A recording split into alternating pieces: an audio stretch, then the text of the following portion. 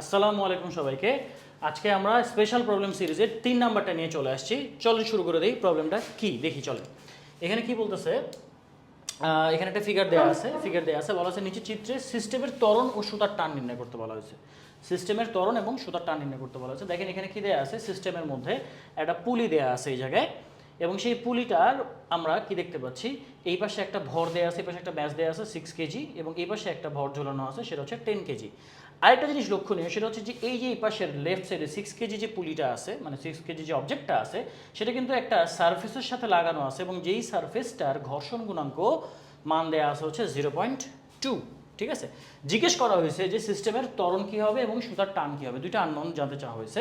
তো আমরা অলরেডি এখানে কিন্তু আমি বলে রাখতেছি আবারও, আমাদের কিন্তু নলেজ থাকতে হবে, তারপরে আমরা এই প্রবলেমগুলো সলভ করতে পারবো। আমি কিন্তু একেবারে বেসিক ডেভেলপ করবো না, সেই বেসিকগুলোর উপর আমরা কিছু ম্যাথস দেখবো, তাই না?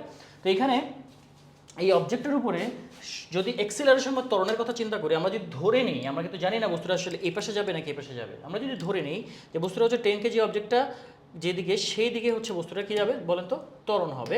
তাহলে আমরা এই বরাবর ধরে নিব হচ্ছে এক্সিলারেশন বা ত্বরণ, যে 10 কেজিটা নিচের দিকে নামবে। 10 কেজি যদি নিচের দিকে নামে, তাহলে অবশ্যই 6 কেজি কোন দিকে যাবে বলেন তো, 6 কেজি কিন্তু আপওয়ার্ড ডিরেকশনে এ ত্বরণে চলতে থাকবে। তার মানে এই সিস্টেমটা হচ্ছে এইরকমভাবে চলতে থাকবে, একটা নিচে নামবে, একটা উপরে উঠবে। এটা কিন্তু নিচে নামতেছে হচ্ছে ডিরেক্টলি, কিন্তু এইটার কিন্তু ঘষা খাইতে খাইতে উপরের দিকে উঠবে, এটা কিন্তু খেয়াল রাখতে হবে। এটাই হচ্ছে এখানে পুলির অঙ্ক, আপনারা আগেও করছেন, এটা খুবই সহজ একটা অঙ্ক, জাস্ট এখানে জাস্ট ঘর্ষণের বা ফ্রিকশনের ব্যাপারটা অ্যাড করে নিতে হবে, দ্যাটস দ্য ডিফারেন্স।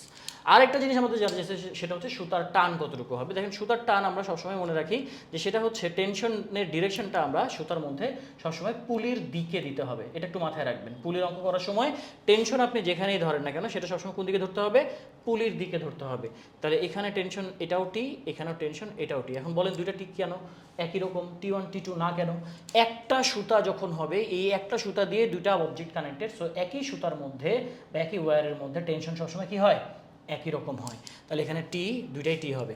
আর এই দুইটা টি পরবর্তীতে এখানে কিন্তু আমাদের আরও একটা সুতা দেখতে পাচ্ছি, আমরা আরও একটা সুতা দেখতে পাচ্ছি, এবং সেই সুতাটার টান কতটুকু হবে, সেই সুতার টান হবে হচ্ছে টোয়াইস টি। কেন টোয়াইস টি হবে? কারণ এখানে আমরা দেখতে পাচ্ছি টি আর টি দুইটাই, এখানে দুইটা টি আছে, তাহলে এই যে আমাদের পুলিটার এই সুতাটা আসলে টোয়াইস টি পরিমাণে টানকে উপরের দিকে নিবে। ঠিক আছে, আচ্ছা এখন আমরা এই কি বের করতে হবে, টি এর ভ্যালু আর এ এর ভ্যালু বের করতে হবে। এই টি বের করলে তো টোয়াইস টি তো বের হয়ে আসতেছে, তাই না? সুতার টান মানে কি, এখানে দুই রকমের সুতা আছে, এই দুই রকমের সুতার কথা চিন্তা করতে হবে। তো আমরা একটা একটা অবজেক্ট হিসেবে চিন্তা করব যে এই অবজেক্টটা যেহেতু নিচের দিকে যাচ্ছে, তার মানে তার উপরে নেট ফোর্স বা লব্ধি বল কোন দিকে, নিচের দিকে। যেহেতু এটাকে নিচের দিকে আমরা ধরে নিয়েছি, তাহলে আমরা বলতে পারি যে ফার্স্টে যে অবজেক্টটা আছে 10 কেজি অবজেক্টের জন্য, 10 কেজি অবজেক্টের জন্য আমরা বলতে পারি যে তার উপরে যতগুলি ফোর্স আছে সবগুলি summation of forces is equal two হবে হচ্ছে MA। এটাকে আমি M1 নাম দিলাম, 10 কেজি অবজেক্টকে আমি নাম দিলাম হচ্ছে M1। তাহলে এই M1 এর জন্য আমরা কি বলতে পারি যে এক্সিলারেশন বা ত্বরণটা হচ্ছে সামেশন অফ F, যতগুলো ফোর্সের উপরে কাজ করতেছে সবগুলো ফোর্সের সামেশন কি হবে, নিচের দিকে হবে। তাহলে এইখানে আমাদের ফোর্স কি কি আছে একটু খেয়াল করে দেখেন। এই অবজেক্টের উপরে ফোর্স আছে, একটা হচ্ছে অভিকর্ষজ ত্বরণ বা গ্র্যাভিটেশনাল ফোর্স, এটা হচ্ছে M1G, সোজা নিচের দিকে কাজ করতেছে। আর এর উপরে যে সুতার টানটি কোন দিকে কাজ করতেছে, উপর দিকে কাজ করতেছে। এর উপরে আর কোনো ফোর্স আছে? এই বরাবর যেদিকে ত্বরণ সেই অক্ষ বরাবর বা সেই এক্সিস বরাবর, তার উপরে কোনো বল নাই। তাহলে আমরা এখানে বলতে পারি যে একটা ফোর্স M1G আর একটা ফোর্স হচ্ছে টি। এখন আপনারা বলেন কোন ফোর্সটা বড়? ডেফিনেটলি অবজেক্টটা যেহেতু নিচের দিকে যাচ্ছে, তার মানে M1G বড়, টি হচ্ছে ছোট। তাহলে আমরা এখানে বড়টা থেকে ছোটটা মাইনাস করব, M1G minus T is equal to হচ্ছে M1A। এখন এই যে প্লাস মাইনাস সাইনের ব্যাপারে অনেক সময় অনেকের ঝামেলা থাকতে পারে, অনেকে অনেকভাবে চিন্তা করে। যেমন আমি বললাম M1G বড়, টি ছোট, এই জন্য হচ্ছে M1G মাইনাস টি লিখছি। ব্যাপারটা আসলে এরকমও না। ব্যাপারটা কি আসলে দেখেন, এখানে এক্সিলারেশন ত্বরণ, ত্বরণ কোন দিকে, নিচের দিকে। এখানে M1G কোন দিকে, নিচের দিকে। টি কোন দিকে, বিপরীত দিকে। তার মানে A এবং M1G দুটোই নিচের দিকে কাজ করে, দুটোর সাইন একই রকম হবে। আর টি অপোজিটে কাজ করে, টি এর সাইন কি হবে, ভিন্ন হবে। খেয়াল করে দেখেন, এখানেও তাই কিন্তু করছি আমরা। জি এর ভ্যালু M1G নিচের দিকে পজিটিভ, M1A নিচের দিকে পজিটিভ, টি অপোজিট দিকে, টি উপরের দিকে, এই জন্য এটা হচ্ছে নেগেটিভ। কথা কি বোঝা গেছে? তাহলে আমরা এই জায়গায় এটাকে ইকুয়েশন নাম্বার 1 হিসেবে রেখে দিলাম, কারণ এখানে আমরা কি কি জানি না। এখানে আমরা জানি না হচ্ছে টি এর ভ্যালু, আমরা জানি না হচ্ছে এ এর ভ্যালু। এই দুটোই আমাদের আননোন। এই দুটো আননোনের জন্য আমাদের ইকুয়েশন লাগে কয়টা, দুইটা ইকুয়েশন লাগে। এই জন্য আমরা চলে যাবো হচ্ছে 6 কেজি অবজেক্টের কাছে। তাহলে 6 কেজি অবজেক্টের জন্য যদি আমরা লিখতে চাই, তাহলে 6 কেজি অবজেক্টের জন্য আমরা ইকুয়েশনটা কীভাবে ফর্ম করতে পারি? খেয়াল করে দেখেন 6 কেজি অবজেক্টের উপর কী কী ফোর্স কাজ করতেছে। এখানে আমি একটু ডিফারেন্ট কালার নিয়ে নেই। এখানে ফোর্স কাজ করতেছে কী কী দেখেন, একটা টি কাজ করতেছে উপরের দিকে, আর এখানে হচ্ছে M2G কাজ করতেছে হচ্ছে নিচের দিকে। আরেকটা জিনিস কিন্তু এখানে কাজ করতেছে, সেটা আপনারা অবশ্যই ধরতে পারছেন এতক্ষণে। সেই জিনিসটা হচ্ছে এই বস্তুর উপরে ঘর্ষণ বল। খেয়াল করেন বস্তু যেদিকে যায়, যেদিকে গতিশীল থাকে, ঘর্ষণ বল সবসময় তার বিপরীতে কাজ করে। তার মানে এই যে তলের উপরে, তারপরে একটা কি আছে বলেন তো, তারপরে একটা ঘর্ষণ বল কাজ করতেছে, তলের উপরে তার উপরে একটা ঘর্ষণ বল কাজ করতেছে। সেই ঘর্ষণ বলটাকে আমরা নাম দিলাম হচ্ছে এফকে, ঘর্ষণ বলটাকে নাম দিলাম হচ্ছে এফকে। তাহলে এফকে এর ভ্যালু আমাকে এখন বের করতে হবে। যদি ঘর্ষণ বল এফকে এর ভ্যালু আমরা এখানে বের করতে চাই, তাহলে আমরা কীভাবে বের করবো? দেখেন এই জায়গাটাতে আমাদের দুইটা ফোর্স নিচের দিকে, আর একটা ফোর্স হচ্ছে উপরের দিকে। ডেফিনেটলি অবজেক্টটা যদি উপরের দিকে যাচ্ছে, তার মানে আমরা বলতে পারি টিটা বড় আর বাকি দুইটা হচ্ছে ছোট। তাহলে এখান থেকে আমরা বলতে পারি যে M1G, এখানে সামেশন অফ এফ যতগুলো ফোর্স আছে সবগুলো ফোর্সের সামেশন কী হবে বলেন তো? M2A হবে, কারণ বস্তুটা এ ত্বরণে উপরের দিকে গতিশীল, এ ত্বরণে উপরের দিকে গতিশীল। মানে এরপরে যতগুলো ফোর্স সবগুলো ফোর্সের সামেশন কত হবে? M2A হবে। তাহলে এখানে ফোর্সগুলো কী কী দেখেন, সবচেয়ে বড় ফোর্স হচ্ছে এখানে টি উপরের দিকে কাজ করতেছে, এখান থেকে বিপরীত দিকে কাজ করতেছে হচ্ছে M2G, আর একটা ঘর্ষণ বল friction force Fk is equal to হচ্ছে M2A। এই যে আমাদের আরেকটা ইকুয়েশন আমরা পেয়ে গেলাম। এখানেও টি এবং এ আননোন, তবে এই জায়গায় এফকে কিন্তু আরও একটা আননোন হিসেবে থাকছে। এখন এই এফকে এর মানটা আপনারা কীভাবে বের করবেন? এই যে ঘর্ষণ বলটা এখানে যে ঘষা খাচ্ছে, সেই ঘর্ষণ বলটা আপনারা কীভাবে বের করবেন? ঘর্ষণ বলের একটা ইকুয়েশন আমরা জানা আছে, আমাদের জানা আছে, সেটা হচ্ছে এফকে ইজ ইকুয়াল টু হচ্ছে mu K into R. FK is equal to হচ্ছে মিউ কে ইন্টু আর। কোশ্চেনে আমাদের কি দেওয়া আছে দেখেন তো? কোশ্চেনে আমাদের কিন্তু এফ কে এর ভ্যালু দেওয়া আছে। কোশ্চেনে আমাদের মিউ কে এর ভ্যালু দেওয়া আছে। মিউ কে এর ভ্যালু কত বলা আছে? 0.2। এখন এর সাথে আমাদের যে রিয়াকশন ফোর্স, এই রিয়াকশন ফোর্স আর এর ভ্যালুটা আপনি কত বসাবেন? রিয়াকশন ফোর্সটা হচ্ছে সবসময় সারফেস যে রিয়াকশন আপনাকে দিবে, সেই সারফেস রিয়াকশন আপনাকে বসাইতে হবে। সারফেস কোনটা? সারফেস এইটা। সারফেসের সাথে রিয়াকশন কোনটা আছে? রিয়াকশন হবে হচ্ছে সারফেসের সাথে পারপেন্ডিকুলার। এখন আমাকে বলেন এই পারপেন্ডিকুলার ডিরেকশনে এই অবজেক্টের উপরে কতটুকু ফোর্স কাজ করতেছে? এই পারপেন্ডিকুলার ডিরেকশনে এই অবজেক্টের উপরে কতটুকু ফোর্স কাজ করতেছে? এই পারপেন্ডিকুলার ডিরেকশনে এই অবজেক্টের উপরে কোনো রিয়াকশন ফোর্স আছে? কারণ এই অবজেক্টটা এইদিকে কি কোনো অ্যাকশন ফোর্স দেয়? আর অ্যাকশন যদি না থাকে তাহলে কি থাকবে না বলেন তো? রিয়াকশন ফোর্সও থাকবে না। তাহলে অ্যাকশন নাই, তাহলে এখানে কি নাই? রিয়াকশন ফোর্সও নাই। অ্যাকশন নাই, তাহলে কি নাই বলেন তো? রিয়াকশন ফোর্সও নাই। তাহলে আমাদের এখানে রিয়াকশন ফোর্স আর এর ভ্যালু কত হবে? 0 হবে। আপনারা মনে হয় এখনও বোঝেন নাই। এই যে আমাদের কোনো একটা অবজেক্ট যদি কোনো একটা সারফেসের উপরে থাকে, তাহলে সেই সারফেসের উপরে সে হচ্ছে তার ওজনের সমান অ্যাকশন ফোর্স দিলে সে equal and opposite, according to Newton's third law, equal and opposite কী পায়? রিয়াকশন ফোর্স পায়। তাহলে আর ইকুয়াল টু কী হয়? mg হয়। কিন্তু এই জায়গায় আমরা যদি রিয়াকশন ফোর্স ফাইন্ড আউট করতে যাই, তাহলে আমরা কি দেখতে পাচ্ছি? এই যে অবজেক্টটা, এই অবজেক্টটা কিন্তু এখানে কোনো অ্যাকচুয়ালি কী দিচ্ছে না? রিয়াকশন দিচ্ছে না। এই অবজেক্টটা তার কন্ট্যাক্টে থাকলেও কোনো হচ্ছে এখানে উপরে অ্যাকশন ফোর্স দিচ্ছে না। আর অ্যাকশন না দেওয়ার কারণে এখানে আমরা কী পাচ্ছি না বলেন তো? রিয়াকশন ফোর্স আমরা 0 পাচ্ছি। আর যদি রিয়াকশন ফোর্স 0 হয়, তাহলে এখানে আমাদের এটা কি হবে?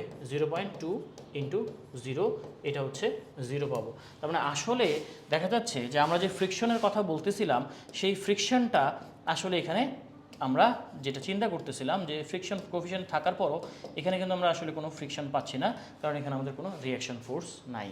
তাহলে আমরা বলতে পারি যে T minus M2G is equal to M2 হয়। এখন তাহলে আপনারা বলবেন যে ভাই তাহলে আমার এই যে নর্মালি পুলির মধ্যে যদি এই পাশে একটা অবজেক্ট ঝুলে আর এই পাশে একটা অবজেক্ট ঝুলে, তাহলে এই দুইটা অবজেক্টের জন্য আমরা যে এক্সিলারেশন বা ত্বরণ বের করতাম, সেই এক্সিলারেশন বা ত্বরণ আর এই অঙ্কর মাঝে কি কোনো পার্থক্য আছে? উত্তর হচ্ছে কোনো পার্থক্য নাই। আপনাকে এইটুকুই বুঝতে হবে যে এখানে যে রিয়াকশন ফোর্সটা আমি পাচ্ছি না, যার কারণে আমি এখানে ফ্রিকশন ফোর্সটাও পাচ্ছি না।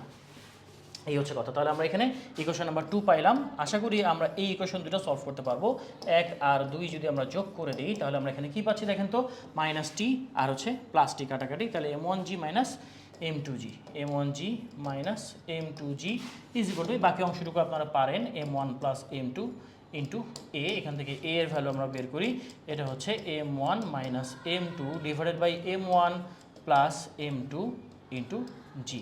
ঠিক আছে, এই হচ্ছে আমাদের এক্সিলারেশন। আপনারা যদি ত্বরণের মান বের করে ফেলেন, এ এর মান বের করে ফেলেন, তাহলে এ এর মান আপনারা এই ইকুয়েশনে বসাই দিবেন, তাহলে টি এর মানও চলে আসবে। তাহলে আমরা এই ইকুয়েশন থেকে কি বের করতে পারবো? এ এর মান এবং টি এর মান দুইটাই বের করতে পারবো। সো এখানে প্রশ্ন দেখে অনেকে কিন্তু ভয় পেয়ে যেতে পারে যে ভাই এখানে ফ্রিকশন আছে, তাহলে আমাদের কি হবে? ফ্রিকশন তখনই আমরা ফ্রিকশন ফোর্সটাকে পাবো যতক্ষণ পর্যন্ত আমরা রিয়াকশন ফোর্স পাবো।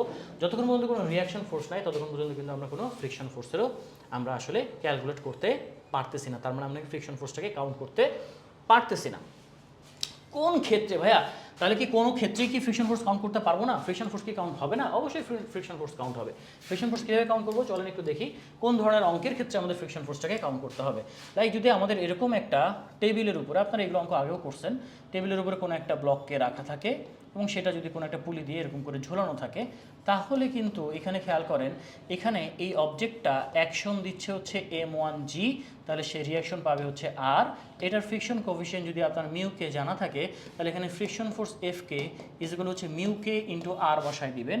তাহলে মিউকে ইন্টু আর করলে আর এর ভ্যালু কত? আর হচ্ছে কার সমান? mg এর সমান। সেক্ষেত্রে কিন্তু আপনারা মিউকে ইন্টু mg দিয়ে আপনারা কী পেয়ে যাচ্ছেন বলেন তো? ফ্রিকশন ফোর্সের মান পেয়ে যাচ্ছেন। আর এখানে অবজেক্টটাকে টেনশন ফোর্স টি টান দিবে এবং এর উপরে ফ্রিকশন ফোর্স এফকে বিপরীত দিকে কাজ করবে। তাহলে এর জন্য আমরা summation of F is equal to হচ্ছে কী বলতে পারি? m1a বলতে পারি, যদি অবজেক্টটা এ ধরনের সামনের দিকে গতিশীল হয়। তাহলে সেক্ষেত্রে টেনশন ফোর্স টি মাইনাস হচ্ছে ফ্রিকশন ফোর্স এফকে ইজ ইকুয়াল হচ্ছে m1a। তাহলে টি মাইনাস এই এখানে হচ্ছে আমরা মিউকে, এটা এম না, মিউকে ইন্টু mg ইজ ইকুয়াল হচ্ছে m1a। এটাকে ইকুয়েশন নাম্বার 1 ডেভেলপ করবো। সিমিলারলি এইটা হচ্ছে এ ধরনের নিচের দিকে নামবে, টেনশন টি উপর দিকে কাজ করবে, এটাকে আমি m2g লিখলাম। সো এখানেও আরেকটা আপনি ইকুয়েশন ডেভেলপ করতে পারবেন। যদি ইকুয়েশন ডেভেলপ করে ফেলতে পারেন তাহলে কিন্তু আপনারা এখান থেকে একটা প্রবলেম সলভ করতে পারবেন। আরেকটা আমি আপনাদেরকে হোমওয়ার্ক দিয়ে দিই যে আপনারা বাসায় করেন, করে কমেন্টে আমাকে জানান যে এটার আনসারটা কী হবে। আনসারটা আপনারা সুন্দর করে ছবি তুলে কমেন্টে দিয়ে দিলেও হবে, অথবা আমার ইনবক্সেও সেন্ড করতে পারেন। দেখেন এখানে যদি আমরা বলি যে এরকম একটা সারফেস আছে, একটা টেবিল আছে, যে টেবিলে এরকমভাবে একটা পুলি ঝুলানো আছে, ঠিক আছে?